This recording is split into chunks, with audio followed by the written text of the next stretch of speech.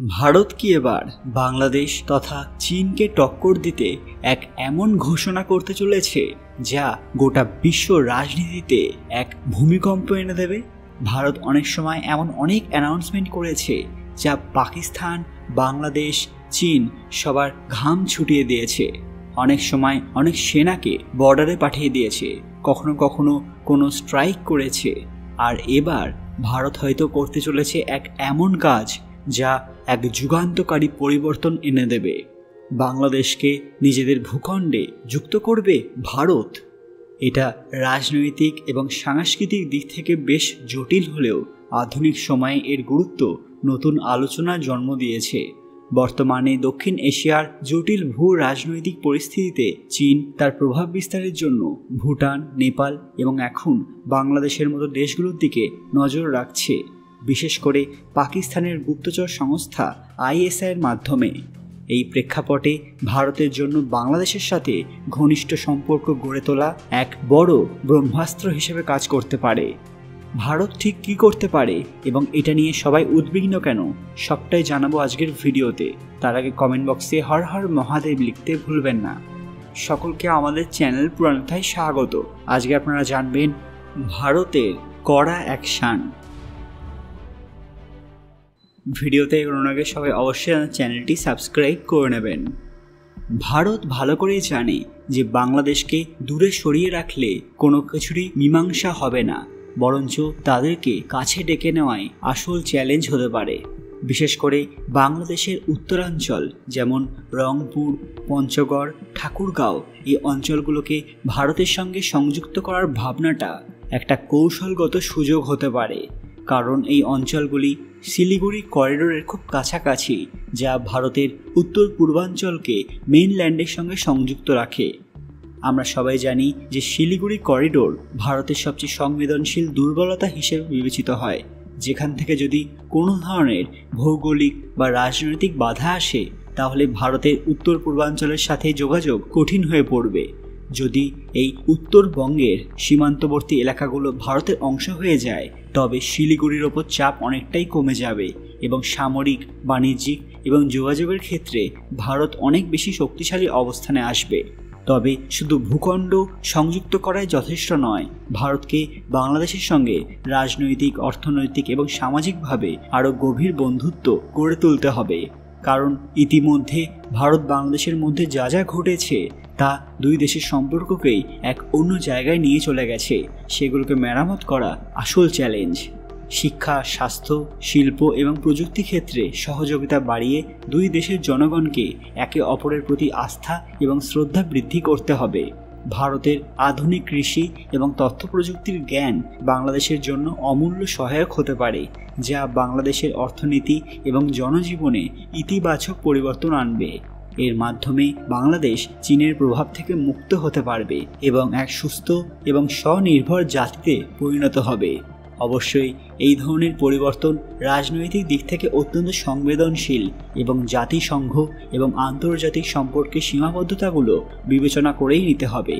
তবে ভারত যদি কূটনৈতিক দক্ষতা, অর্থনৈতিক বিনিয়োগ এবং সাংস্কৃতিক সংযোগের মাধ্যমে বাংলাদেশের উত্তরাঞ্চলের মানুষের জীবনে উন্নতি এবং নিরাপত্তা নিশ্চিত করতে পারে, তাহলে ভবিষ্যতে বাংলাদেশের এই অংশগুলোর ভারতের ভূখণ্ডে অন্তর্ভুক্তি কেবল ভারতীয় ভূ রাজনীতিকে শক্তিশালী করবে না, বরং এই অঞ্চলের মানুষের জন্য শান্তি, সমৃদ্ধি এবং উন্নয়নের নতুন দিগন্ত উন্মোচিত করবে।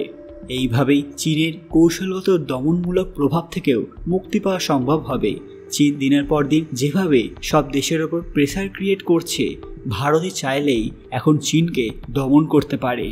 আমরা সবাই জানি যে চীন প্রথমে নেপালকে কন্ট্রোল করার চেষ্টা করেছিল, তারপর ভুটানকে, এখন ISIকে কাজে লাগিয়ে বাংলাদেশকেও কন্ট্রোল করার চেষ্টা করছে।